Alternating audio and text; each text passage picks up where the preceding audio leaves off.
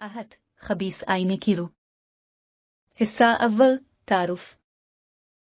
एक दूर दराज के गांव में एक पुराना और खस्ता हाल मकान था। गांव के लोग कहते थे कि इस मकान में अजीब व गरीब वाकयात पेश आते थे। ये कहानी समी की है जो अपनी फैमिली के साथ इस मकान में मुंतकिल हुआ था। हिस्सा दुवम, मकान की कहानी। समी और उसके वालिदैन ने जब इस मकान में कदम रखा तो उन्हें कुछ अजीब सा महसूस हुआ। मकान की दीवारों पर पुरानी तस्वीरें लटकी हुई थीं और हर तरफ गर्द और गुबार था। सबसे ज्यादा तवज्जो का मरकज एक बड़ा और पुरस्कार आईना था जो मकान के मरकजी कमरे में नस्ब था। हिस्सा सिवम, आईना की पुरस्कारियत। समी ने आईना को गौर से देखा तो उसे लगा कि आईना की सतह पर कुछ हरकत हो रही है। इसने ये बात अपने वालिदैन को बताई, मगर उन्होंने इसे सुनी अनसुनी कर दी। समी को आईना के पीछे छुपे राज का पता लगाने की फिक्र होने लगी। हिस्सा चहारुम, अजीब ख्वाब। एक रात समी ने एक अजीब व गरीब ख्वाब देखा।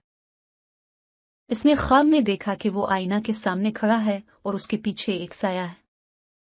वो साया आहिस्ता आहिस्ता समी के करीब आ रहा था। हिस्सा पंजुम, हकीकत ख्वाब। समी ने ख्वाब के बाद घबराकर आंखें खोली। इसे लगा कि वो अब भी आईना के सामने खड़ा है। इसने जल्दी से बिस्तर से उठकर देखा, मगर आईना बिल्कुल आम नजर आ रहा था। हिस्सा शशम, आईना की तरफ वापस जाना। समी ने हिम्मत करके दोबारा आईना के करीब जाने का फैसला किया। उसने आईना की सतह पर हाथ फेरा और इसे ठंडी हवा का झोंका महसूस हुआ। अचानक आईना की सतह पर एक हौलनाक चेहरा नमूदार हुआ। हिस्सा हफ्तम, वालिदैन की मदद। समी ने फौरन अपने वालिदैन को बुलाया। उन्होंने आईना की तरफ देखा मगर कुछ भी अजीब नजर नहीं आया।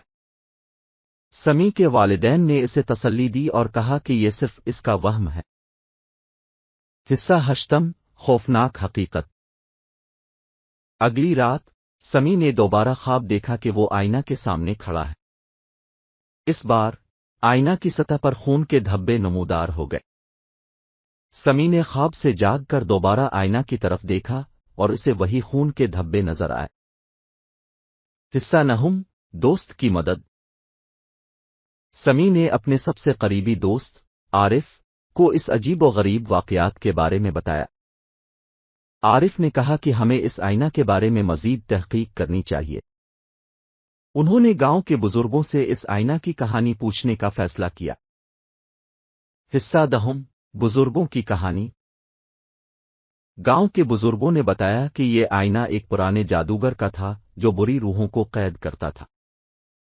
जादूगर के मरने के बाद इसकी रूह आईना में कैद हो गई और अब वो लोगों को परेशान करती है। समी और आरिफ ने यह सुनकर आईना को तबाह करने का मंसूबा बनाया। हिस्सा 12, जादूगर की रूह। जादूगर की रूह ने समी और आरिफ को धमकाया कि वो उन्हें कभी सुकून नहीं देगी। मगर समी और आरिफ ने हिम्मत नहीं हारी और आईना को तोड़ने की कोशिश जारी रखी। आखिरकार आईना टूट गया और जादूगर की रूह एक जोरदार चीख के साथ तहलील हो गई।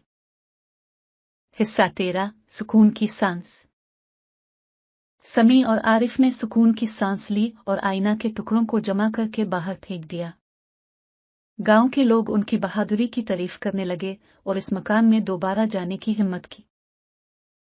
हिस्सा 14, सबक।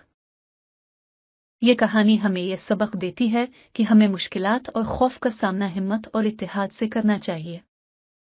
समी और आरिफ की बहादुरी हमें यह सिखाती है कि सच्चाई की तलाश और दूसरों की मदद करना ही असल कामयाबी है। हिस्सा 15, इख्तिताम। ये कहानी 6000 अल्फाज पर मुश्तमिल है जो आपको हर लम्हे में दिलचस्पी और तजस्सुस में मुब्तला रखेगी। इसे सुनते वक्त आपको हर लम्हे में दिलचस्पी और तजस्सुस महसूस होगा और आखिर में आपको एक बेहतरीन इखलाकी सबक मिलेगा जो आपकी जिंदगी में मददगार साबित होगा। खत्म शद। ये कहानी इस बात की बेहतरीन मिसाल है कि खौफनाक हालात में भी हिम्मत और हौसला हमें मुश्किलात से निकाल सकता है।